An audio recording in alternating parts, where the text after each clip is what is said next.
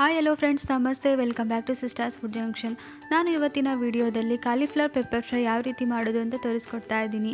ನಾವು ಗೋಬಿ ಮಂಚೂರಿ ಎಲ್ಲ ತಿಂದಿರ್ತೀವಿ, ಆದರೆ ಈ ಗೋಬಿ ಪೆಪ್ಪರ್ ಫ್ರೈ ತುಂಬಾ ರುಚಿಯಾಗಿರುತ್ತೆ. ಚಪಾತಿ ಜೊತೆ, ಊಟದ ಜೊತೆ ನಾವು ನೆಂಚ್ಕೊಂಡು ತಿನ್ಬೋದು. ತುಂಬಾ ರುಚಿಯಾಗಿರುತ್ತೆ.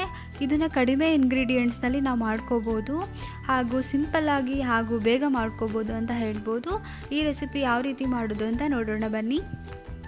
ನಾನಿಲ್ಲಿ ಒಂದು ಸ್ಟವ್ ಮೇಲೆ ಒಂದು ಪಾತ್ರೆ ಇಟ್ಕೊಂಡಿದ್ದೀನಿ. ಅದರಲ್ಲಿ 1/4 ಭಾಗದಷ್ಟು ನೀರು ತೊಗೊಂಡಿದ್ದೀನಿ. ಅದಕ್ಕೆ ನಾನು 1 ಬೌಲ್ ಆಗೋಷ್ಟು ಕಾಲಿಫ್ಲವರ್ ಹಾಕ್ಕೊಳ್ತಾ ಇದ್ದೀನಿ.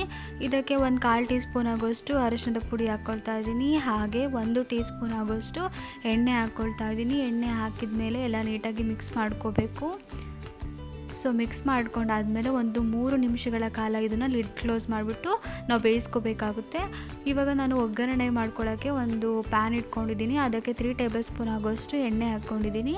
ಎಣ್ಣೆ ಕಾದ ನಂತರ ಒಂದು 1/4 ಟೇಬಲ್ ಸ್ಪೂನ್ ಆಗೋಷ್ಟು ಸಾಸಿವೆ ಹಾಕ್ಕೊಳ್ತಾ ಇದ್ದೀನಿ. ಸಾಸಿವೆ ಚಿಟಪಟ ಅಂದಮೇಲೆ 1 ಟೇಬಲ್ ಸ್ಪೂನ್ ಆಗೋಷ್ಟು ಸಣ್ಣಗೆ ಹಚ್ಕೊಂಡಿರೋ ಅಂಥ ಬೆಳ್ಳುಳ್ಳಿ ಹಾಕ್ಕೊಂಡಿದ್ದೀನಿ. ಹಾಗೆ 1 ಟೇಬಲ್ ಸ್ಪೂನ್ ಆಗೋಷ್ಟು ಸಣ್ಣಗೆ ಹಚ್ಕೊಂಡಿರೋ ಅಂಥ ಶುಂಠಿ ಹಾಕ್ಕೊಳ್ತಾ ಇದ್ದೀನಿ.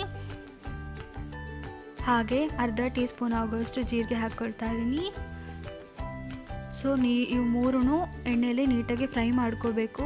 ಬೆಳ್ಳುಳ್ಳಿ ಶುಂಠಿ ಎಲ್ಲ ಕಲರ್ ಚೇಂಜ್ ಆಗಬೇಕು. ನೋಡಿ, ಕಲರ್ ಚೇಂಜ್ ಆಗಿದೆ, ಅಲ್ಲಿವರೆಗೂ ಫ್ರೈ ಮಾಡ್ಕೋಬೇಕು. ನಾನಿವಾಗ ಇದಕ್ಕೆ 3 ಹಚ್ಕೊಂಡಿರೋ ಅಂತಹ ಈರುಳ್ಳಿ ಹಾಕ್ಕೊಂಡು ನೀಟಾಗಿ ಫ್ರೈ ಮಾಡ್ಕೊಳ್ತಾ ಇದ್ದೀನಿ. ಈರುಳ್ಳಿ ಹಸಿ ವಾಸನೆ ಎಲ್ಲ ಹೋಗಬೇಕು, ಅದು ಕೂಡ ಕಲರ್ ಚೇಂಜ್ ಆಗಬೇಕು, ಅಲ್ಲಿವರೆಗೂ ನಾವು ಫ್ರೈ ಮಾಡ್ಕೋಬೇಕಾಗುತ್ತೆ.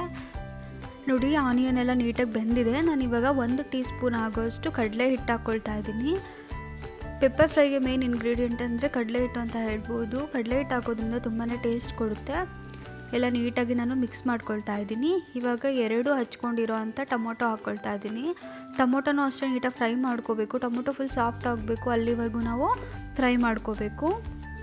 ಇದಕ್ಕೆ ನಾನಿವಾಗ ಅರ್ಧ ಟೀ ಸ್ಪೂನ್ ಆಗೋಷ್ಟು ಅರಿಶಿಣದ ಪುಡಿ ಹಾಕ್ಕೊಳ್ತಾ ಇದ್ದೀನಿ. ಹಾಗೆ ಅರ್ಧ ಟೀ ಸ್ಪೂನ್ ಆಗೋಷ್ಟು ಜೀರಿಗೆ ಪುಡಿ ಹಾಕ್ಕೊಳ್ತಾ ಇದ್ದೀನಿ. ಇವಾಗ ಅರ್ಧ ಟೀ ಸ್ಪೂನ್ ಆಗೋಷ್ಟು ಖಾರದ ಪುಡಿ ಹಾಕ್ಕೊಳ್ತಾ ಇದ್ದೀನಿ. ಹಾಗೆ ಸ್ವಲ್ಪ ಉಪ್ಪು ಹಾಕ್ಕೊಳ್ತಾ ಇದ್ದೀನಿ. ಸೊ ಪೌಡರ್ ಎಲ್ಲ ಹಾಕಿದ್ಮೇಲೆ ನಾವು ನೀಟಾಗಿ ಒಂದ್ಸರಿ ಮಿಕ್ಸ್ ಮಾಡ್ಕೋಬೇಕು. ಇವಾಗ ನಾನು ಅರ್ಧ ಟೀ ಸ್ಪೂನ್ ಆಗೋಷ್ಟು ಗರಂ ಮಸಾಲ ಹಾಕ್ಕೊಳ್ತಾ ಇದ್ದೀನಿ. ಇದನ್ನು 1 ನಿಮಿಷಗಳ ಕಾಲ ನಾವು ನೀಟಾಗಿ ಫ್ರೈ ಮಾಡ್ಕೋಬೇಕು, ಏಕೆಂದರೆ ಪೌಡರ್ಸ್ ಎಲ್ಲ ಹಾಕಿದ್ದೀವಿ. ಸೊ ಎಣ್ಣೆಯಲ್ಲಿ ಅದು ಫ್ರೈ ಆಗಬೇಕು. ಇವಾಗ ನಾನು 1 ಗ್ಲಾಸ್ ಆಗೋಷ್ಟು ನೀರು ಹಾಕ್ಕೊಳ್ತಾ ಇದ್ದೀನಿ, ಏಕೆಂದರೆ ನಾವಿಲ್ಲಿ ಗ್ರೇವಿ ಮಾಡ್ಕೊಳ್ತಾ ಇದ್ದೀವಿ. ಈ ಕನ್ಸಿಸ್ಟೆನ್ಸಿ ಇರಬೇಕು ನಮ್ಮ ಗ್ರೇವಿ. ಸೊ ಇದು ನೀಟಾಗಿ ಕುದಿಬೇಕು. ಒಂದು 2 ನಿಮಿಷಗಳ ಕಾಲ ಇದನ್ನು ಕುದಿಸ್ಕೊಳ್ಳಿ.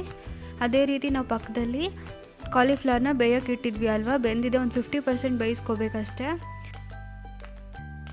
ನಾನು ಇವಾಗ ಜಾಲರಿಲಿ ತೆಗ್ದಿರೋ ಅಂಥ ಗೋಬಿನ ನಾನು ಇದಕ್ಕೂ ಗ್ರೇವಿ ಒಳಗೆ ಹಾಕ್ಕೊಳ್ತಾ ಇದ್ದೀನಿ.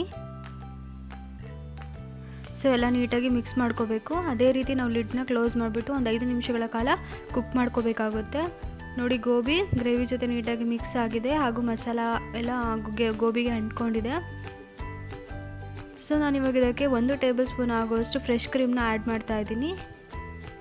ಫ್ರೆಶ್ ಕ್ರೀಮ್ ಆಪ್ಷನಲ್ಲೂ ಬೇಕಾದರೆ ಹಾಕ್ಕೋಬೋದು. ಫ್ರೆಶ್ ಕ್ರೀಮ್ ಹಾಕೋದ್ರಿಂದ ಟೇಸ್ಟ್ ಚೆನ್ನಾಗಿ ಬರುತ್ತೆ. ನಾನಿಲ್ಲಿ 1 ಟೇಬಲ್ ಸ್ಪೂನ್ ಆಗೋಷ್ಟು ಕಸೂರಿ ಮೇಥಿ ಹಾಕ್ಕೊಳ್ತಾ ಇದ್ದೀನಿ. ಸೊ ಹಾಕಿದ ಮೇಲೆ ನಾವು ನೀಟಾಗಿ ಎಲ್ಲ ಮಿಕ್ಸ್ ಮಾಡ್ಕೋಬೇಕು ಒಂದ್ಸಲಿ. ಇದನ್ನು ಒಂದು 2 ನಿಮಿಷಗಳ ಕಾಲ ನಾವು ಫ್ರೈ ಮಾಡ್ಕೋಬೇಕಾಗುತ್ತೆ. ಇದು ಸ್ವಲ್ಪ ಇನ್ನೂ ಡ್ರೈ ಆಗಬೇಕು ಗೋಬಿ ಎಲ್ಲ. ನೋಡಿ, ಆಗಿದೆ. ನಾನು ಇದಕ್ಕೆ ಮೇನ್ ಇಂಗ್ರೀಡಿಯೆಂಟ್ ಅಂದ್ರೇ ಪೆಪ್ಪರ್ ಪೌಡರ್. ನಾನಿಲ್ಲಿ 1 ಟೀ ಸ್ಪೂನ್ ಆಗೋಷ್ಟು ಪೆಪ್ಪರ್ ಪೌಡರ್ ಹಾಕ್ಕೊಳ್ತಾ ಇದ್ದೀನಿ. ನಿಮ್ಗೆ ಇನ್ನೂ ಖಾರ ಬೇಕು, ಸ್ಪೈಸಿನೆಸ್ ಬೇಕು ಅಂದರೆ ನೀವು ಇನ್ನೂ ಸ್ವಲ್ಪ ಹಾಕ್ಕೋಬೋದು, ಟೇಸ್ಟ್ ನೋಡಿಬಿಟ್ಟು. ಎಲ್ಲ ನೀಟಾಗಿ ಮಿಕ್ಸ್ ಮಾಡ್ಕೋಬೇಕು. ಒಂದು 2 ನಿಮಿಷಗಳ ಕಾಲ ನಾವು ಇದನ್ನು ಫ್ರೈ ಮಾಡ್ಕೋಬೇಕಾಗುತ್ತೆ. ಸೊ ಇವಾಗ ಕಾಲಿಫ್ಲವರ್ ಪೆಪ್ಪರ್ ಫ್ರೈ ರೆಡಿ ಆಗಿದೆ. ನೋಡಿ, ತುಂಬಾ ರುಚಿಯಾಗಿದೆ, ತುಂಬ ಚೆಂದ ಕಾಣ್ತಿದೆ. ಅದೇ ರೀತಿ ನಾವು ಇದನ್ನು ಈವ್ನಿಂಗ್ ಸ್ನ್ಯಾಕ್ಸ್ ಆಗಿ ಮಾಡ್ಕೋಬೋದು, ಚಪಾತಿ ಜೊತೆನೂ ತಿನ್ಬೋದು, ತುಂಬ ಚೆನ್ನಾಗಿರುತ್ತೆ. ಸೊ ನಮ್ಮ ರೆಸಿಪಿ ನಿಮಗೆ ಇಷ್ಟ ಆಗಿದೆ ಅಂತ ಅಂದ್ಕೊಳ್ತಾ ಇದ್ದೀನಿ. ರೆಸಿಪಿ ಇಷ್ಟ ಆದರೆ ಲೈಕ್ ಮಾಡಿ, ನಮ್ಮ ಚಾನಲನ್ನು ಸಬ್ಸ್ಕ್ರೈಬ್ ಮಾಡಿ, ಹಾಗೆ ಪಕ್ಕದಲ್ಲೇ ಇರುವ ನೋಟಿಫಿಕೇಷನ್ ಬೆಲ್ನ ಕ್ಲಿಕ್ ಮಾಡಿ. ಹೀಗೆ ನಮ್ಮನ್ನು ಸಪೋರ್ಟ್ ಮಾಡ್ತಾಯಿರಿ. Thanks for watching.